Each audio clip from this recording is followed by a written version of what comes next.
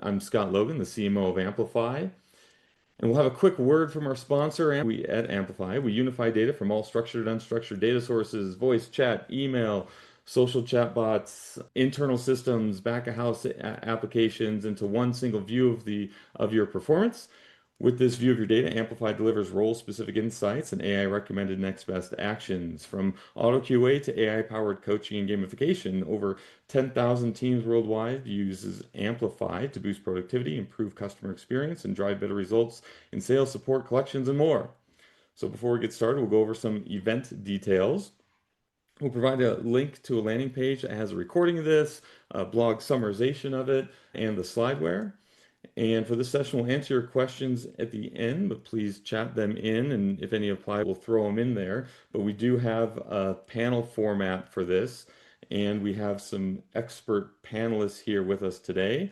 Stephanie Rubin and Calli Wright are managing partners at Intellication, and Lori Stanek is a customer success leader here at Amplify to give some customer insights there. Stephanie brings over 20 years of C-level IT consulting experience and more than a decade of trusted advisor support, helping IT and CX leaders making smart technology decisions. Fun fact, a big fan of Tex-Mex and margaritas. Those giant ones that they put on the table and you got two hands hold it, or are you Yeah, talking like a more modest sized the one? bigger the better. Yes, absolutely. That's what I was hoping you'd say with the Tex-Mex restaurants.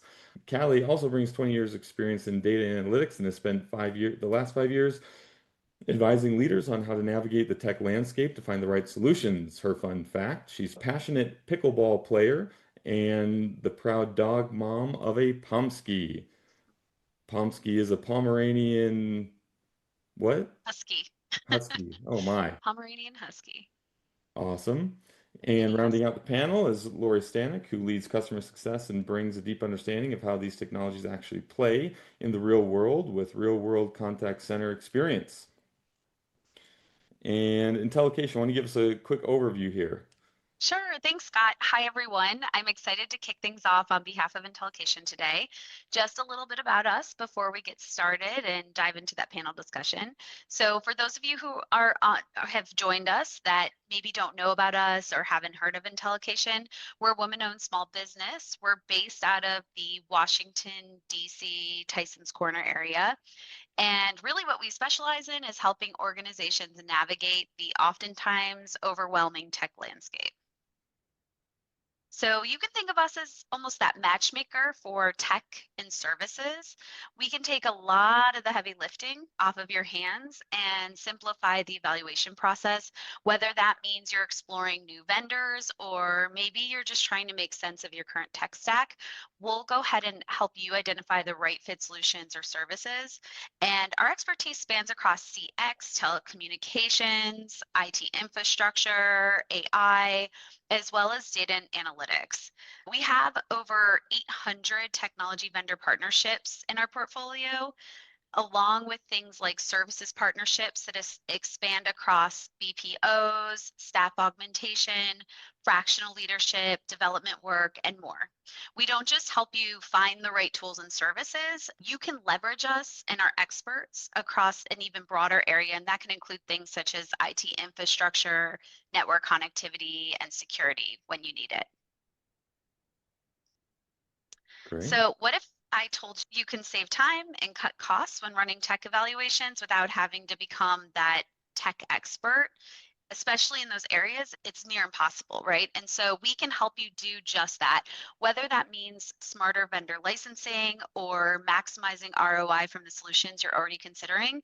We can decode proposals, we can break down pricing, and more importantly, we'll help ensure you're truly comparing apples to apples. And if you have a preferred vendor in mind, no problem. We can evaluate them objectively alongside others. And sometimes the best fit vendor is a vendor that's one you've never heard of. And so that's where we come in. We're vendor agnostic, so we're working for you and not providers. And the best part is that we're your part as long as we're your partner of record, our help's completely free. And so that means you might be wondering like how we do that, how we make our living. How it works is a selected vendor ends up paying, which is how we make a living. So it ends up being a win-win. And our clients call us really because they don't have time to chase down every tech trend, right? And neither do you. So we take on a lot of that heavy lifting so that you're able to focus on what actually moves the needle. So I will turn it over to Scott because we're really excited to dive deeper into today's discussion, and we look forward to sharing insights around what's working, what's not working when it comes to performance management and leveraging the CX technology that's available to you today. Scott, I'll turn it over to you. All right, with our commercials portion of the presentation concluded, we'll get into the good stuff here. I'll launch a poll for everybody. So you should have a poll up on your screen now. How do you evaluate whether coaches and supervisors are truly helping agents improve? So obviously going into a coaching component of the discussion here. And as these answers come in, we're still guessing, brave enough to ask the agents, watching performance metrics like a hawk, and letting AI do the judging. Now, it seems like a lot of folks in the other sessions aren't fully letting AI do anything at this point, which is probably a good idea as the technology is rapidly evolving and you're finding the right solutions as there are so many vendors, which is why you use someone like IntelliCation to help you through this. Okay, here we go. We have the large majority watching performance metrics like a hawk. I think this is the more traditional way to do things. Agent feedback is good, but it may be a bit biased, and we're still guessing. A lot of folks I know, Lori probably has stories around it, whatever the coach wants or whatever the coach of the coaches wants to work on that month, that's what gets worked on. And maybe it's good, maybe it's not. You try to hire the right people, but obviously the data is where it's at. Any additional commentary here?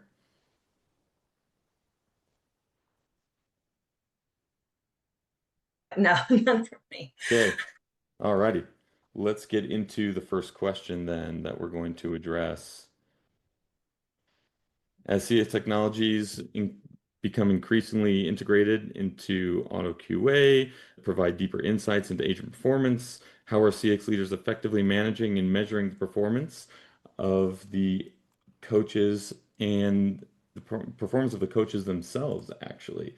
We're always talking about the agents, but not necessarily about the coaches. Stephanie, you want to address this one first? Sure. So what we've seen across our customers is that most contact centers today still aren't actively measuring coaching effectiveness pretty much at all. They might be tracking how often coaching sessions are happening or if managers are checking the compliance box, but very few are actually looking at the impact of that coaching. Some of the CX customers that are ahead of the curve are starting to use things like agent feedback loops, quick pull surveys, check-ins, peer reviews to get a better picture of coaching quality. But the real gap is if we're not tying coaching efforts to actual agent improvements or business outcomes, we have no idea what's working or what's not working. Which brings me to another point that coach performance needs to be evaluated with the same data-driven rigor we're applying to our agents.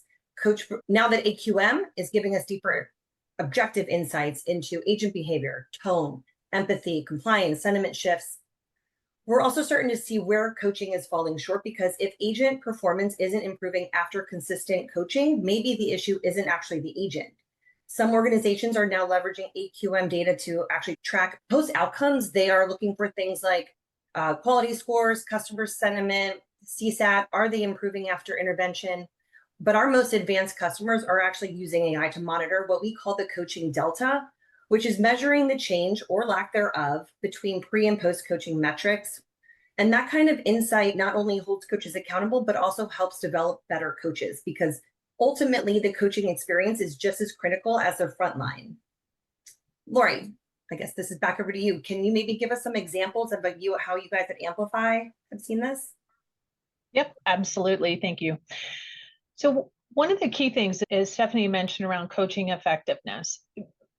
What has often happened in the call center space is you maybe look at Balance Scorecard or something along those lines and say, this is a rock star coach.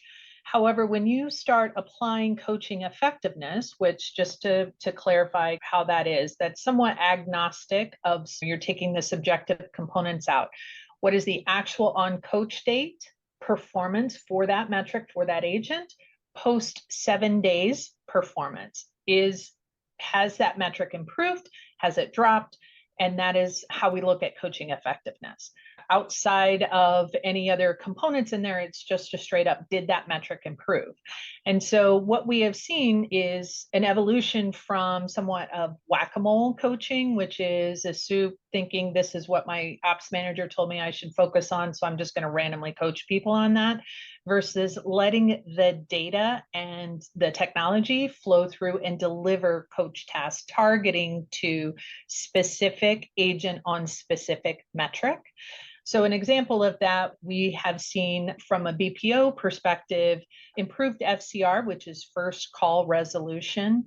And we had a client that improved the AHT as along with that coaching effectiveness by, again, allowing the data to drive the coaching actions that the supervisors undertake.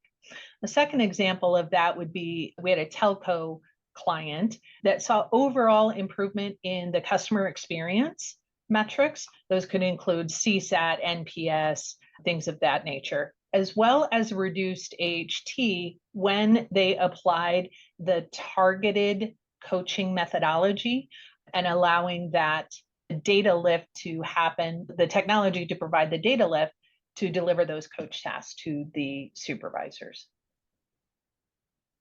Fantastic. And seeing the actual metrics in the real world, and you think a coach, you're going to affect a larger portion of the team. A lot of times folks don't think of, are you actually coaching effectively to raise the tide for, or raise the level of the water for all the boats? I totally messed that analogy up, but I'm not a sailor, so please forgive me. We will move on to the next polling question coming at you, keeping this an interactive session. How do you determine the time frame agents need to improve performance? We're just winging it. Set time frames by HR, manager's discretion and observation, based on historical performance data, and again, let AI do its thing.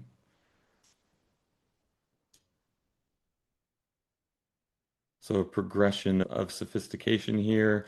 Seems like right now we have, based on historical performance data, again, reviewing the data is leading the pack. So it looks like everyone is doing the more traditional thing where they're looking at the performance data, they're then applying coaching and other different agent improvement processes to what they're seeing, which is great. Obviously, manager's discretion comes in there when there's some context that you need to add to the data to get the right output or outcome that you're looking for. So let's dive into the next portion here. How do CX leaders determine the specific actions an agent needs to take for improvement? And what is a realistic time frame to expect measurable, sustainable performance changes? Calli, you want to start us off with this one? Sure, thanks, Scott. And great question. So it's interesting to see that most people are relying predominantly on historical data. That's pretty much in line what we've been seeing, right? Which is with our customers that tend to be leveraging some of these innovative solutions, we're really starting to see that shift away from just relying on high-level QA scores. So instead, we're seeing how teams are really making that transition towards data-driven insights, especially from these innovative AQM solutions. This is predominantly allowing our clients to pinpoint exactly where those agents and coaches really need support. And so when you think about using traditional methods or traditional solutions, those have allowed you to look at the data and say something more vague, right? Hey, your empathy score is low, but what does that really mean? Now you can see exactly where you're falling short. And that's not just for your agents, but your coaches as well. It allows you to share something much more specific, such as, hey, you've missed reflective listening on 3 out of your 5 last calls. So it's specific, it's much more helpful, it's putting together a detailed plan for the agents and the coaches that they're able to take action on. It's not just more accurate though, it's also scalable. So if you're using traditional and manual QA today, Nothing wrong with that, but there are much more innovative solutions that are out there with these latest technologies. And you might not realize it, but those more traditional solutions are only covering about 1% of interactions. Now, what about that 99% that's outstanding? So, we've seen how automating this process allows you to now analyze 100% of those interactions. And as a result, it's going to give leaders a much more clear and more complete picture of how agents, again, as well as the coaches, which is important, are really performing and where further and even more specific training is needed. And I think what's been really exciting across a lot of our customers is it's been transformative for them. It's enabling very personalized coaching. So, how many times do you see how companies send everyone to the same training? That's been how it's been for years. No one wants to develop very custom and personalized training programs.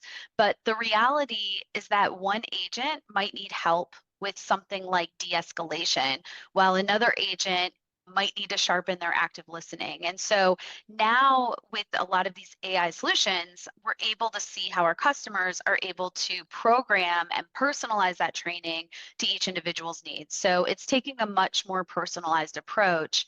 And when it comes to determining how long improvement plans should take, is your company, think about it, like, is your company still defaulting to 30 or even 60-day plans with maybe a few checkpoints? So what we're seeing is how clients can increase efficiency with AI it's allowing you to get a lot smarter. It's including past performance data, it's including coaching trends, it's including things like role complexity. And so we've seen how AI can actually predict how long it's typically taking someone to improve a specific behavior, rather than just taking generic training. So it's creating a personalized improvement timeline that's realistic, it's measurable, and more importantly, it's backed by data, which I love data analytics. So that's my background and where I come from. So it's interesting and it allows you to get a lot smarter. And so I'm sure you guys have experienced where agents and coaches take training and then get reevaluated, right? It ends up it's a lot of time. It's time consuming. It's relying on trial and error. And so by using these AQM solutions, you can shortcut that process by spotting things like early warning signs if someone's likely to fall behind. You can jump in before it becomes a bigger issue. And so pairing AI's precision with the predictive power, you're not just going to be able to coach better, but you're coaching smarter. And so we've seen where it's a total game changer for agent and coaching development. And Lori, I would love for you to dive in here and share what you guys have seen that's been working really well. Yep, absolutely. Thank you, Calli. So definitely, and just to piggyback on quite a few comments there. So traditional goal setting, I'm going to coach an agent on a particular metric, and here's the goal. Agent may be halfway to the goal. So your commitment is to get to goal in the next 7 days. May not necessarily be the most effective goal setting technique. So the technology allows for glide path goals. So you can stair step and stretch targets. So you can work your agents up to the performance level that you need them to be at. So that's step one. The active coaching visibility to supervisors so they can monitor exactly how those agents are performing real time for trending toward meeting that step target so that I can readjust a behavior coach mid of the coaching cycle. We've seen a lot of strong results in that. But then an additional component of that is incorporating a lot of the AQM pieces so that not only can we recommend go coach this agent on this particular metric, but here's the recommended behavior to target. And that is a time saving on a supervisor side because I'm not spending the time combing through reports and monitoring calls to try to identify what the root cause behavior change that I'm looking for with this agent. But now it's being delivered to me. So I can spend more time face to face in that human interaction, let the technology free up my time so that I can do that skills transfer and development with the agent. And so we've seen for one of our clients as a major healthcare provider, right? So what we found by incorporating all of these components is new agents coming into the company. So I get through training and I go into my nesting week. we've seen a 25% improvement in that glide path or that speed to proficiency by utilizing all of these components. Again, allowing technology to do a lot of that heavy lifting that maybe your supervisors have done in the past, and allows them more face time to spend developing those agents. Combined with that, also incorporating, if you have micro learnings or some sort of learning LMS system, you can incorporate that into the active coachings that are happening as well. So not only is the platform or technology allowing for, here's who I'm coaching, here's the metric, here's the recommended behavior, but here are some recommended additional supplemental training materials. All of those combined allow for a better improvement on agent behavior and a faster ramp up time to speed to proficiency. Yeah, and the accuracy obviously is enhanced, but also more so maybe even the scalability of it all. If you have a one-to-one coach or two-to-one coach relationship, sure, you could probably do this. But when you're scaling it across hundreds or thousands of agents, having AI go through and create these customized plans for every individual person, it enables you to actually affect the business outcomes as opposed to maybe just that one agent and you're still missing the overall goals of everything. Lots of different ways that the technology available today can step in and help those top performing coaches and then also get the mid-level coaches and agents up to that higher level. We'll hit with another polling question here. How are you motivating agent performance? So prayers and coffee. Now, depending on the coffee, maybe that is good enough. If you're a coffee lover, I know that I have a specific brand that I like, and that could get me going. But incentives that are monetary based, coaching and feedback, a lot of times people are finding that just a great manager is something that they find the most important in their job. And then gamification and contests, whether it be company-wide, team-wide, business line-wide, maybe even team against team, depending on how big the organization is, all things that people are utilizing. However, what people are not utilizing in this group is the coffee incentive, which we just incentivized all of you with coffee. So maybe it's something to think about, but performance-based incentives, feedback, and gamification contests all played together. And I think that we're a mixture of these, which is not too surprising. Any additional commentary on this one? Yeah, I think this is what we expected. And the next panel question I know is more about gamification, so we can dive in there. But it does seem like across the three polls, like AI really isn't incorporated all that much at this point yet. So I think there's opportunity for contact center leaders to possibly explore adding that in this area of performance management, because it's already gotten there with the quality piece, but there's like this extra step, this extra layer you can go further with the AI and the technologies that's out there. Exactly. Getting to the next question, are you seeing organizations use gamification strategies to drive agent performance improvement? And if so, how effective are these approaches in delivering long-term behavior change rather than short-term gains? Stephanie, you want to kick us off with this one? Yeah, happy to. But just to learn a little bit more about how you guys incorporate that too, since this is about gamification, it seemed like at least half of you are potentially leveraging that today. So basically, yes, gamification is being used more and more across contact centers, just as we saw from the poll. And I think this is great for boosting short-term performance. Things like badges, leaderboards, powerful motivators, but at least in the beginning. But when you think about it, there's always a catch, because if the games aren't tied to meaningful KPIs, recognition, career progression, the impact won't last. Eventually, the agent catches on. If they're just earning points for speed or volume without connecting quality or learning, the novelty wears off, and in some cases, they may find ways to game the system, which I'm sure most of us have already seen. Our customers that are seeing long-term success with gamifications are the ones who link it to skill building. For example, rewards for mastering new product knowledge, consistently developing empathy, or improving quality scores are far better than who's taking the most calls. And all of that, of course, has to be paired with real-time coaching and feedback. Now, another important point is that gamification works best when it's actually personal and when it's focused on growth and not just gold stars. Again, our most innovative customers are combining AI with gamification to create challenges based on each agent's specific skill gaps.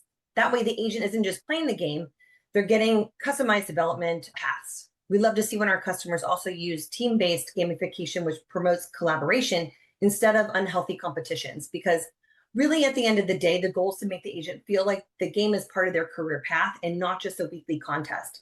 And that's where you really start to see the sustained behavior change, not just a spike in numbers and then followed by a dip. So that being said, if anybody has any comments they want to include, I'm not sure if we can do it in the chat, but I would love to hear how everybody else is incorporating their gamification. And if anybody's willing to disclose that, maybe Laura, you can tell us a little bit more about how Amplify is using AI in gamification. Yeah, absolutely. Thank you, Stephanie. You touched on a couple of important components there. The novelty of games can quickly wear off. Agents, especially just in this online world that we all inhabit now, they're well versed in playing games online. So bringing that into the workspace, sometimes agents, they quickly learn all the tips and hints on how to beat the game, so to speak. So one of the things that we found from our clients is tying not only the overall metric improvement, right? So that's great that you get a number improvement, but really how can we utilize gaming to improve an agent's overall wellness? So it's that positive reinforcement on the competition side, but it also gives them something fun to focus on throughout the course of a shift, so that it isn't just, I have to hit these numbers and call after call. That sometimes can wear down agent satisfaction, right? So incorporating gameplay, if you want to think about it that way, along with the more personalized coaching and development that's happening, even if that is more based on, say, career pathing and all of those components, you get an overall better, happier agent population that improves that agent satisfaction, that engagement component. Because while I'm focused, the game may be focused on a particular, hey, we're going to focus on either this behavior or this particular metric, incorporating it from a weekly, monthly, so that there are alternating type games that are happening, and there are gameplay that is more focused to your mid to lower performers. So lifting them up versus a strict rank game, which to your point can sometimes create an unhealthy competition. This allows agents to improve their overall satisfaction. When you've got happy agents on the phone, we all know this. Happy agents on the phone equate to happy customers, right? So they have a broader bandwidth of empathy and care and support that they can offer to your clients. And so the telecom client that I was referencing, by incorporating this, they have seen just overall, when they provide their agent satisfaction surveys out to their agent population year over year, they've seen improvement, as well as just overall scorecard performance has improved for that client as a whole.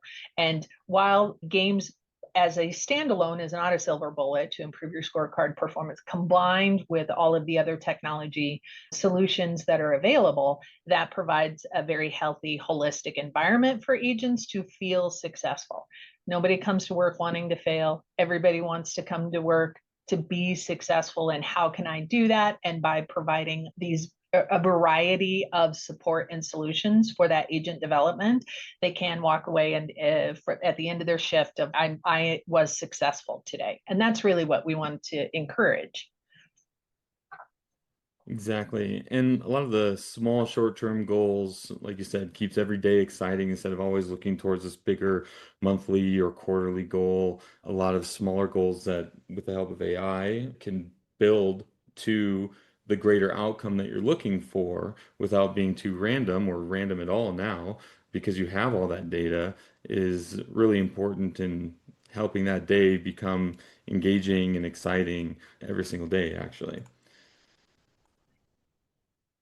So, in conclusion, the key takeaways here: measure coaches like we measure agents with data. Obviously, you want to make sure that all your data is in there, not just the engagement data, but the CRM data, back of house system data, your chat conversation data, even on the AI side, because you need to tweak that sometimes as well. But with the humans, you need to make sure that any type of engagement that they're having gets pulled into that. AI can set personalized timelines based on past trending, trending within the team, trending within that person, trending to see what's the highest performer actually achieving, because maybe you don't even have what's needed in place to get to the goal you want because no one's actually getting there. And without looking all that at that data and the trends across your business lines, you'll never be able to really pinpoint that.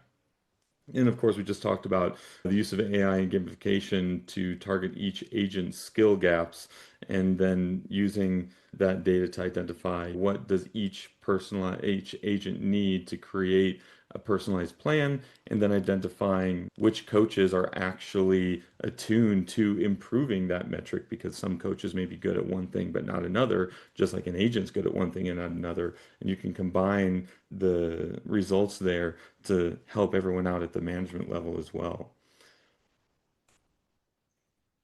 All right, so if you do want some assistance and you want to have a deeper dive discussion with Stephanie and Callie, go ahead and scan the QR code here. Are you evaluating new technology? Do you have any specific needs? The shortage of staff? Anything that you want to call out that you're getting a lot of inquiries about right now today versus maybe a year or two ago? Stephanie or Callie?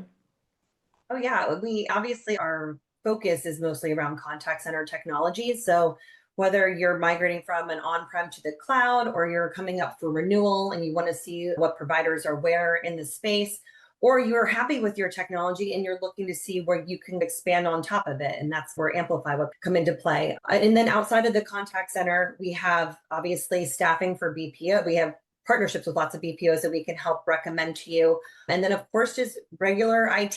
Some of our best customers come to us with things that are maybe not necessarily like my specialty, where one of them was looking for an aggregator for their circuits, and I'm able to find them a much better provider than they have today, just within our portfolio and having access to these experts. And again, it's all at no cost. Really, we're here to be your partner and just help you with your technology needs, whether it's in the contact center or just general IT. Fantastic.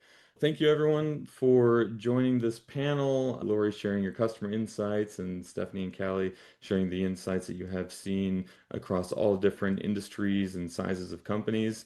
Thank you so much for joining us, and thank you, everyone, for attending. Again, the recording, quick blog that discusses the highlights of the talk track and then also the slides will be available in the coming days. So thank you, everyone, again for attending, and have a great rest of your week. Bye-bye. Thanks, Ian. Bye, everyone. Thanks, everyone.